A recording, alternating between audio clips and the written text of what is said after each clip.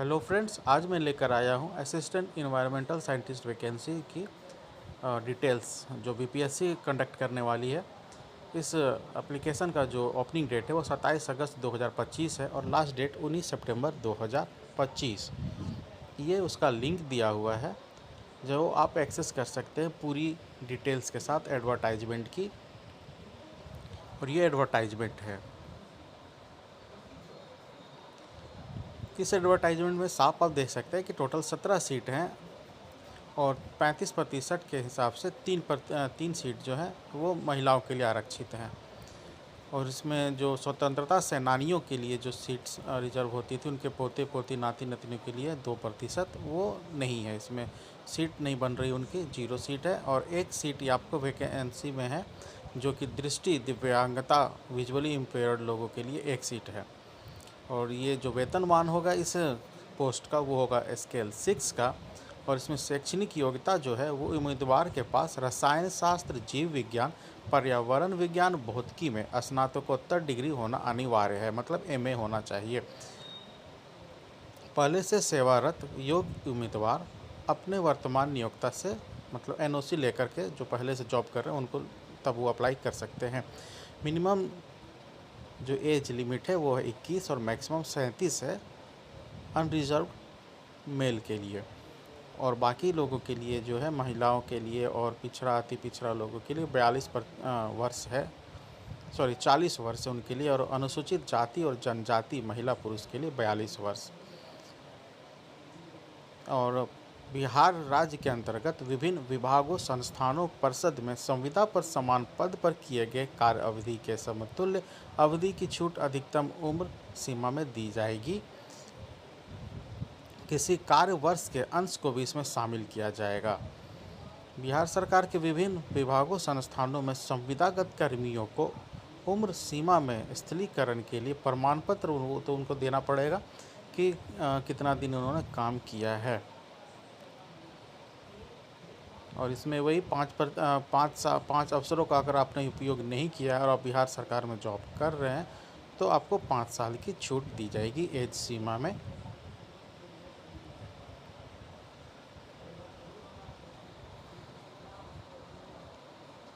और 10 वर्षों की छूट जो होती है वो पीडब्ल्यूडी कैंडिडेट्स के लिए। और 3 वर्षों की सीमा छूट वो भूतपूर्व सैनिकों के लिए। प्रश्न पत्र का कैसा होगा वो देखिए। इसमें लिखित परीक्षा और साक्षात्कार दोनों एग्ज़ाम होगा। लिखित परीक्षा का पूर्णांक जो होगा वो 400 अंकों का है, जो कि 2 पत्रों की होगी एग्जामिनेशन। प्रश्न पत्र 1 और प्रश्न पत्र 2। पहला भाग 1 50 अंकों का होगा और भाग 2 50 अंकों का होगा, जो कि सामान्य अध्ययन का पेपर होगा और पूरी प्योर ऑब्जेक्टिव एग्ज़ाम होगा। और पेपर 2 जो होगा वो आपका वैकल्पिक विषय मतलब ऑप्शनल सब्जेक्ट होगा, जहां आपसे भौतिकी के बारे में, रसायन शास्त्र, पर्यावरण विज्ञान और जीव विज्ञान जो आपने लिया होगा उसके हिसाब से क्वेश्चन दिए जाएंगे।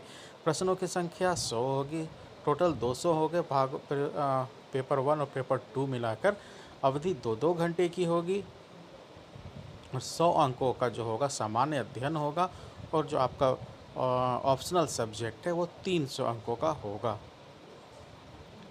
बाकी डिटेल्स आप यहाँ से ले सकते हैं बीपीएससी के वेबसाइट पर जाकर। और 1/3 इसमें निगेटिव मार्किंग भी होगा। और इसमें एक चीज़ और भी दी गई है कि बिहार राज्य के अंतर्गत विभिन्न विभागों, संस्थानों, परिषद में समान पद पर संविदा के आधार पर किए गए कार्य के लिए सभी कर्मियों को नियुक्ति की प्रक्रिया में निम्नांकित अधिमानता दी जाएगी। संविदा के आधार पर पूर्व में विद्यार्थी द्वारा की गई संतोषजनक सेवा के लिए 5 अंक प्रति वर्ष के दर से अधिकतम 25 अंक की अधिमानता है।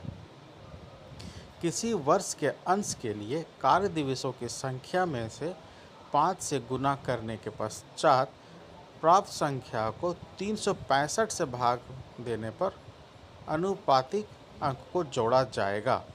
मतलब आपको एक्सपीरियंस का इसमें फ़ायदा मिलेगा, जो कि आवेदन करने की अंतिम तिथि तक होनी चाहिए।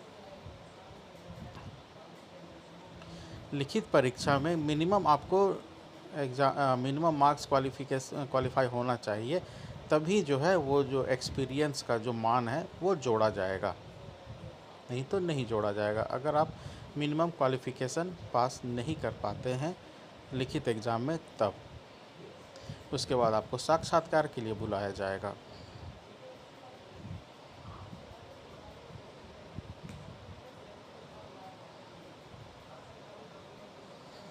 यहाँ पर दिया गया है किस तरीके से आपको अप्लाई करना है।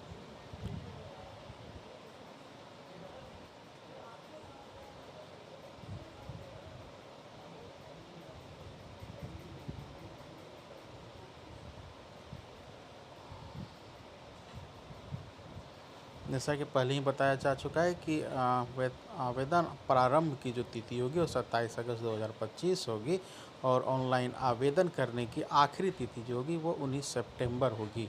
इसके लिए सेम प्रोसेस है, आपको वन टाइम रजिस्ट्रेशन एक बार करना होता है, ताकि भविष्य में आयोग द्वारा प्रकाशित होने वाले सभी विज्ञापनों हेतु उक्त OTR की मान्यता होगी। OTR किसी भी परीक्षा के लिए आवेदन नहीं है, ये सिर्फ रजिस्ट्रेशन है BPSC पोर्टल पर, या केवल आवेदकों से जानकारी एकत्र करना और प्रत्येक आवेदक को अपनी प्रोफाइल बनाए रखने की सुविधा के लिए एक अलग डैशबोर्ड है।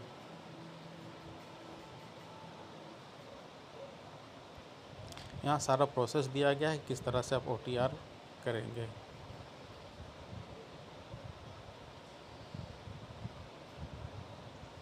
और अगर आपको किसी भी तरह की कोई परेशानी होगी तो आप मुझे कमेंट कर सकते हैं, मैं कोशिश करूँगा कि आपके इस प्रॉब्लम को दूर कर सकूँ।